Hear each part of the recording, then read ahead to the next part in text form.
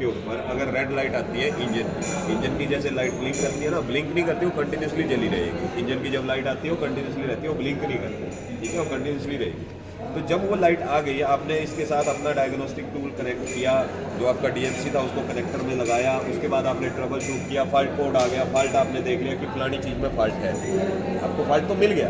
अब हमें फॉल्ट मिल गया तो उसके बाद उसको ठीक करना है, तो हमारा फर्ज बनता है ठीक करना। तो जब हमने उसको ठीक करना है तो हमें स्टेप बाय स्टेप कुछ स्टेप लेने हैं, जिससे कि हमें पता चल जाए कि दिक्कत है कहाँ, क्योंकि हमने पहले दिक्कत को निकालना है ना कि दिक्कत है कहाँ। उसी हिसाब से हम उसको डायग्नोज करेंगे, हम उसको उसी हिसाब से दवाई देंगे ना फिर आगे, कि हमने करना क्या, डिसीजन तो बाद की बात है। तो जब ऐसा कुछ हुआ, मान लो फॉर एग्जाम्पल हमने यहाँ से एक कनेक्टर खोल दिया, इस कनेक्टर को खोल दिया,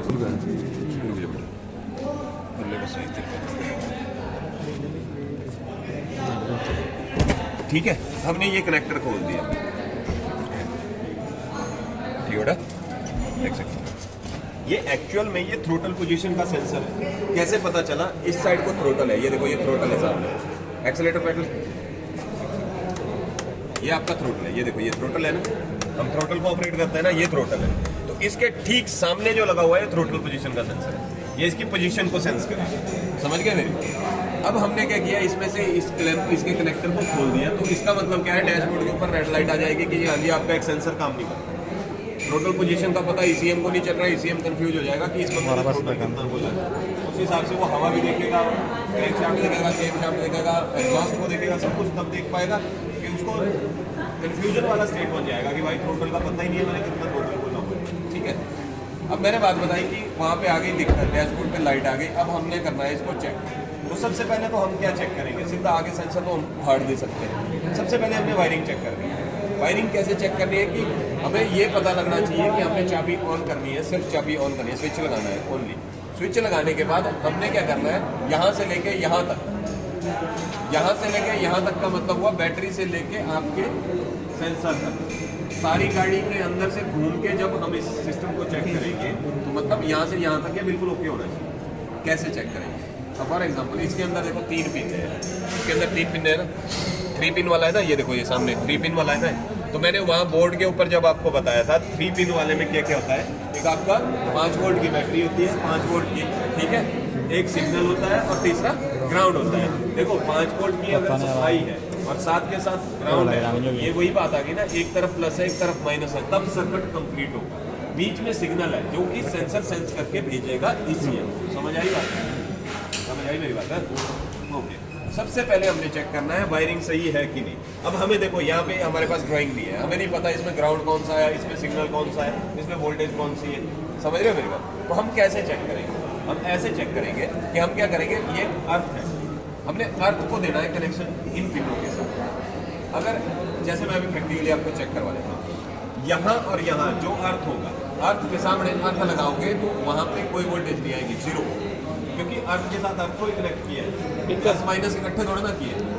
समझ रहे हो मेरी बात? इस टाइम आप यहाँ से चाबी लगा के इसके साथ बॉडी का टच कर दोगे, आपको झटका नहीं लगेगा। लेकिन जब आप इसको अर्थ वाले की चाबी रख के उधर दोनों को टच करोगे, चलाक होगी।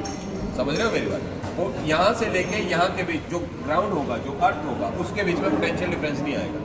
क्यों नहीं आएगा? क्योंकि ये भी अर्थ है, वो भी अर्थ है, प्लस माइनस तो है ही। अगर प्लस है तो प्लस ही है, माइनस है तो माइनस ही है। समझ आ रही है मेरी बात? ठीक है, उसके बीच में वेरिएशन नहीं आएगी।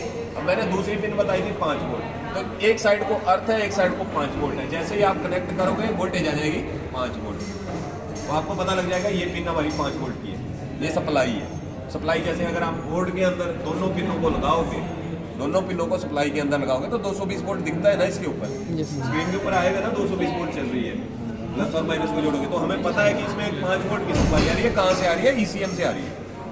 ईसीएम उसको रेक्टिफाई करके दे रहा है 5 वोल्ट। समझिए मेरी बात? तो हमने 5 वोल्ट को चेक कर लेना। इसके बाद जो तीसरा बचा वो ऑटोमेटिकली सिग्नल।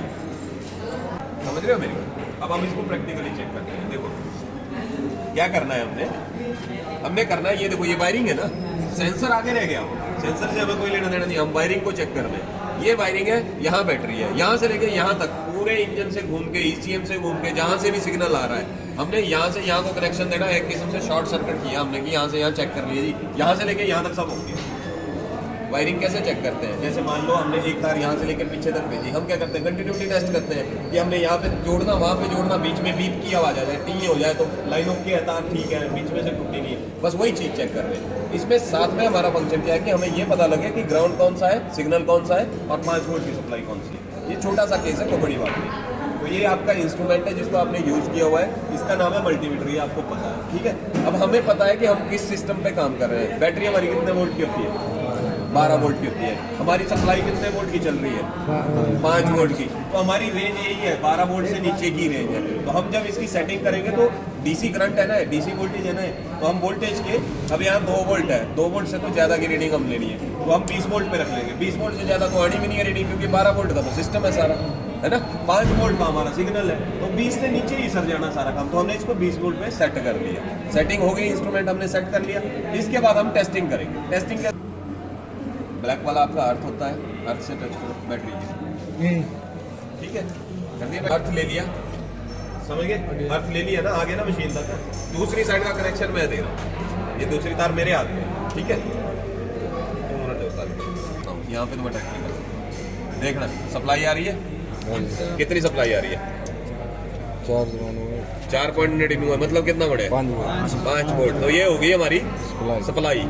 मैंने 5 वोल्ट की सप्लाई बोला था ना, तो ये आपकी सप्लाई है। 5 आ गया ना, देखो 4.99, 5 सेंटर में गए, 1.96, 1.95, तो ये सिग्नल, क्योंकि ये घट गई ना, 5 से नीचे आ गई ना।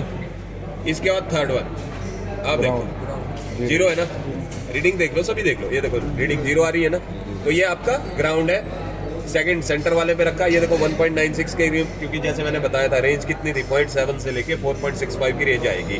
जब कभी भी सिग्नल पास ऑन होगा तो 0.7 से लेके 4.65 वोल्ट तक की वेरिएशन आएगी, ठीक है। इसके बाद थर्ड नंबर को हमने चेक किया, तो यहाँ पे कितनी आ रही है, 4.99, ये 5 वोल्ट की सप्लाई है, जो कि ECM से यहाँ तक आ रही है, सेंसर तक सप्लाई आ रही है। ये सप्लाई आई ECM से, ये ग्राउंड है इसका, और बीच में एक सिग्नल निकालेगा। समझ गए बात, यहाँ तक समझ आ गया ना। अब हमें क्या करना है, यहाँ तक हमें पता लग गया, देखो ये हमने टेस्ट किया, तो इससे इसका मतलब क्या हुआ, इसका मतलब ये हुआ कि इसको हटा देना, हमारी वायरिंग ठीक है, वायरिंग को ना चूहे ने काटा हुआ है, ना इसमें कोई कट है, कोई दिक्कत नहीं है। यहाँ तक हमारा सिस्टम सारा बढ़िया वर्क कर रहा है। तो मतलब क्या हुआ, इससे आगे दिक्कत है, इससे आगे दिक्कत है, तो इससे आगे बचा सेंसर। अब हम सेंसर को टेस्ट करेंगे। सेंसर में हमने टेस्ट क्या करना, हमें ये पता है कि इसके अंदर ग्राउंड भी है, इसके अंदर 5 वोल्ट, वो हमने चेक कर लिया कि यहाँ तक सप्लाई आ रही है। हम सिर्फ एक ही चीज़ चेक कर सकते हैं कि सेंसर सिग्नल दे रहा है कि नहीं दे रहा है। अब हमें तो सेंसर के सिग्नल से मतलब है ना, तो हमने सेंसर का सिग्नल टेस्ट किया, ठीक है। अब देखो कैसे टेस्ट करेंगे, हमें पता लग गया कि इसमें सिग्नल वाला पार्ट जो है सेंटर में है, ठीक है। तो हम क्या करेंगे, सेंसर होता है उसकी एग्जैक्ट जो रीडिंग देता है वो देता है ऑसिलोस्कोप। ऑसिलोस्कोप भी उसका नाम था, हाँ ऑसिलोस्कोप। ऑसिलोस्कोप देता है इसकी एग्जैक्ट रीडिंग, है ना। ये हम इससे जस्ट ये कंफर्मेशन कर रहे हैं कि सेंसर काम कर रहा है कि नहीं कर रहा है, ठीक है। इससे एडवांस क्या है कि अगर आपके डैशबोर्ड से फिर भी लाइट ले जा रही है, तो फिर इसको हम ऑसिलोस्कोप के ऊपर चेक करेंगे कि क्या ये जो सप्लाई दे रहा है वो सही टाइम पे सप्लाई दे रहा है, इतनी वेरिएशन आनी चाहिए थी, इतनी आ रही है कि नहीं आ रही है। ये ऐसा है ना, ये डिजिटल है, लेकिन इसकी कुछ पैरामीटर है, ये यहाँ तक ही कर सकता है, ये उतना हाई एक्यूरेसी वाला नहीं है, ठीक है। ऑसिलोस्कोप के ऊपर आपको एग्जैक्ट रीडिंग मिलती है। जैसे हमें पता था कि सेंटर वाला जो है ये है आपका सिग्नल,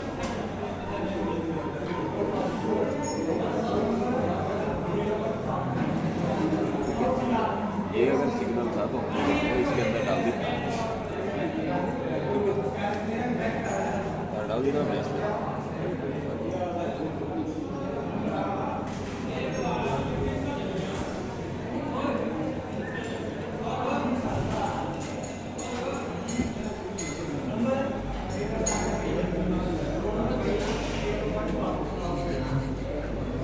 बोले এখন এটা हम को वीडियो पूछे भाई कनेक्शन, ठीक है, लेकिन ठीक है।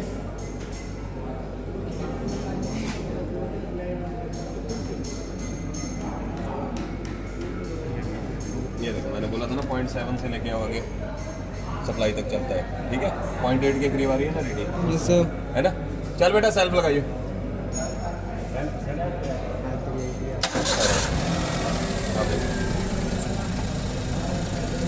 धीरे धीरे रेस दियो,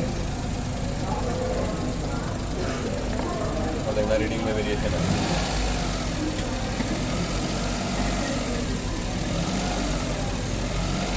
खिंचते रहे थे थोड़ी ज़्यादा आ रही है ना वेरिएशन, ये सर आ रही है। तो इसका मतलब है आपका सेंसर सिग्नल देगा। जैसे आप वो एक्सेलेटर पेडल दबा रहा है ना, वैसे ही देखना है यहाँ वोल्टेज बढ़ती जा रही है, बढ़ रही है ना वोल्टेज 1.46 1.8 देखो 1.8 1.9 करता है।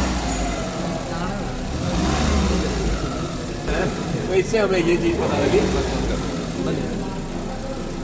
इससे हमें इस चीज़ का पता लगा कि सेंसर सिग्नल भेज रहा है। अब इसके बाद अगली कहानी क्या होगी, बस इसको पकड़ दे, कनेक्टर करना पड़ेगा, क्या करना थोड़ा। इसके बाद अगला स्टेप क्या रहेगा, जब हमने इसको मल्टीमीटर के साथ चेक कर लिया तो इससे अगला स्टेप क्या होगा, हमें देख गया कि सिग्नल आ रहा है, वायरिंग ठीक है, डैशबोर्ड पे लाइट आ रही है। अब क्या दिक्कत हो सकती है, अब हमें देखना है कि ये परफेक्टली काम कर रहा है कि, क्योंकि इंस्ट्रूमेंट की कैपेसिटी नहीं है कि उतनी एग्जैक्टली बता सके, समझ रहे हो मेरे।